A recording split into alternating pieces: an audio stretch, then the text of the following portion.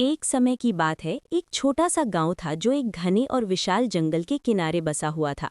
वो जंगल इतना घना था कि दिन के समय भी उसके भीतर अंधेरा छाया रहता था। गांव के लोग सरल स्वभाव के थे और खेतीबाड़ी करके अपना जीवन यापन करते थे। लेकिन गांव की ये शांति अधिक समय तक नहीं टिक पाई। जंगल में एक भयंकर भेड़िया रहता था, जो रात होते ही गांव की ओर आ जाता। कभी वो पशुओं को उठा ले जाता, तो कभी खेतों को नुकसान पहुंचाता। गांव के लोग इतने भयभीत हो गए थे कि सूर्यास्त के बाद अपने घरों के द्वार बंद कर लेते। बच्चे डर से रोने लगते और बुजुर्ग ईश्वर से रक्षा की प्रार्थना करते। कई प्रयास किए गए, किसी ने लाठी उठाई, किसी ने तीर धनुष चलाया, पर भेड़िया अत्यंत चालाक था और हर बार बच निकलता। उसी गांव में एक बुद्धिमान व्यक्ति रहता था, जिसका नाम राघव था। वो बल से अधिक बुद्धि पर विश्वास करता था। उसने गांव वालों की समस्या ध्यान से सुनी और कहा, भेड़िए को मारना समाधान नहीं है, उसे पकड़ना ही सही उपाय है।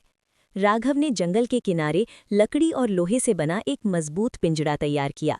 पिंजरे के भीतर ताज़ा मांस रखा गया और आसपास से मानव की गंध मिटा दी गई, ताकि भेड़िए को कोई संदेह न हो। उस रात चांदनी फैली हुई थी। भूखा भेड़िया रोज की तरह गांव की ओर आया। मांस की सुगंध ने उसे सीधे पिंजरे तक पहुंचा दिया। जैसे ही वो भीतर गया, धड़ाम, पिंजरे का द्वार बंद हो गया। भेड़िया गुर्राया, उछला कूदा, पर अब वो फंस चुका था। सुबह गांव वाले जब वहां पहुंचे और पिंजरे में भेड़िए को देखा, तो उनकी आंखों में खुशी के आंसू आ गए।